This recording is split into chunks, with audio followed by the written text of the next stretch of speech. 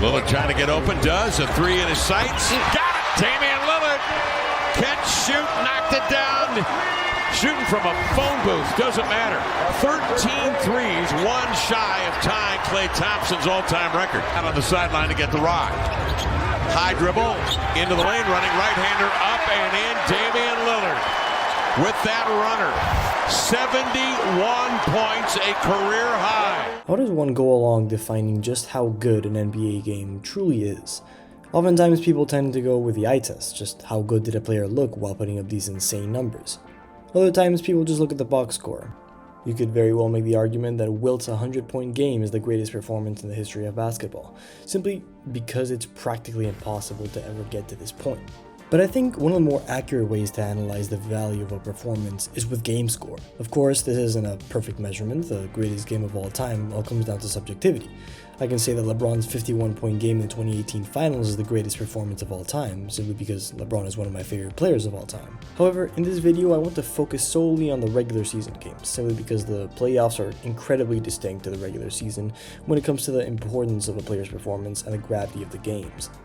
Also, if you guys do enjoy videos like these, do consider subscribing, since over 99% of you guys aren't subbed, so it would mean a lot.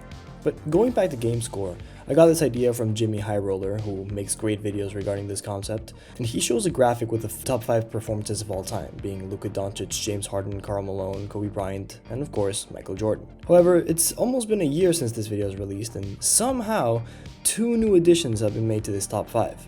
So I want to go back and look at these games and just see how good they actually were. For context, game score is a measurement that uses data from the box score in order to evaluate the impact and production from a player in a given game. Typically, a game score of 10 is an average game by an average player. A game score of 20 is thought to be a pretty good game even for good players. And a game score of 30 can be considered like as an all-star to all-NBA player on a hot shooting night. A game score of 40 is getting into very, very rare territory. Normally there aren't over 40 games in an entire season that exceed this game score. A game score of 50 is among the top 30 games of all time. Only a handful of players have ever gone past this threshold. Players that have never gotten this game score include Stephen Curry, Kevin Durant, Nikola Jokic, Allen Iverson, and Charles Barkley, just to name a few. Michael Jordan is the only player in this entire list to have more than 3 games with a game score of 50. And so this begs the question, just how good were these top 5 regular season performances? To find out, we need to go back to February of this year, where Damian Lillard thought that this night would be where he would simply not miss a shot. Our fans had a great time taking pictures with various individuals. A little, over it comes to Dame. Elevates for 3, that's a deep one, and he reeled it in. Moving. Knicks pressured him and did a good job until Dame gave the ball up. The other way. Dame, a deep one. Buried it! Damian Lillard from long range, way out in the deep. Tate with him, sets his feet, leans back for 3, got it! Damian Lillard, a career high. Lillard trying to get open, does. A 3 in his sights. Got it! Damian Lillard. Catch, shoot, knocked it down. Shooting from a phone booth, doesn't matter. 13 threes, one shy of tying Klay Thompson's all-time record. Lillard finished the game with a game score of 57.6 after putting up 71 points, 6 rebounds, and 6 assists, becoming just the 7th player in NBA history to get the coveted 70-point mark. The only players to achieve this feat are Elgin Baylor, Will Chamberlain, which, by the way, has done this 6 different times, David Thompson, David Robinson, Kobe Bryant, Devin Booker, and Donovan Mitchell. Now, I don't want to take away from this monster game that Dame had, because, come on, 71 points on 57, 59, and 100 shooting splits is genuinely outrageous, where he made 13 threes, mind you. But he did do this in garbage time, but then again, this game is absurd, so I still want to give him his flowers. Someone who I don't want to give him their flowers is this dumbass, but he was unfortunately very good at the game. So I'll talk about it either way. Going all the way back to January of 1990, Karl Malone had a game against the Milwaukee Bucks where he ended the game with a game score of 60.2. In this game, Malone put up 61 points on, ready for this, 80% from the field and 80% from the line. This is insane. He made 21 of 25 field goals. But you know what else is insane? The fact that Damian Lillard's 70-point game wasn't even the only 70-point game of that season. In fact, 1 month prior, Donovan Mitchell went absolutely insane in a game against the Chicago Bulls, ending the game with a game score of 60.8.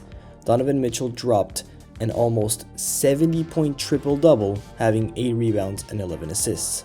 But somehow, this isn't even the most impressive part of the whole game. Mitchell did all of this while hitting some insanely clutch shots down the stretch of the game, and even hitting the game-tying shot to send the game to overtime. With 4.7 seconds left on the shot clock, Mitchell is sent to the charity stripe. He hits the first free throw, but he's still down 2. At this point, Mitchell needs to put up a miracle. In order to send this game to overtime, he needs to intentionally miss the shot and somehow get the rebound and make the shot again. And well... Go. He missed it. Missed it! Donovan Mitchell! Even after all this, he wanted to get that 70 bomb, so he went out there and scored 13 points in the overtime to ice the game. Donovan Mitchell is absolutely incredible. But somehow, this is only the 3rd best regular season game of all time. But I think we all know who that 2nd place goes to. Kobe Bean Bryant. This would be 18 for 20 from the line and an 81-point game. 55 in the second half. In his legendary 81-point performance against the Raptors, when I say that Kobe is the only reason why the Lakers beat the Raptors, I am not exaggerating. 81 points, 6 rebounds, 2 assists, and 3 steals and a block, finishing the game with a game score of 63.5. Kobe became only the 2nd player in NBA history to score at least 80 points, after Wilt Chamberlain. This game remains the 2nd highest scoring game of all time, behind obviously Wilt's 100-point game. So it makes sense that this is the 2nd greatest regular season game of all time. So what could possibly be the greatest game of all time? Well, do I even have to say it? Cleveland is absolutely shell-shocked right now. They can't believe that Michael Jordan can continue to do this to him. It's been unbelievable. 69 points for Michael Jordan. Having the highest game score in NBA history, Michael Jordan recorded a score of 64.6 in a game-winning effort against the Cavaliers. MJ put up 69 points, 18 rebounds, 6 assists, 4 steals, and a block. And with that, Michael Jordan casually crafts the single greatest NBA regular season game of all time. If you guys enjoyed this video, be sure to like and subscribe. It would mean a lot to me. We're almost at 1,000 subscribers. Thank you guys for watching, and as always, we are up.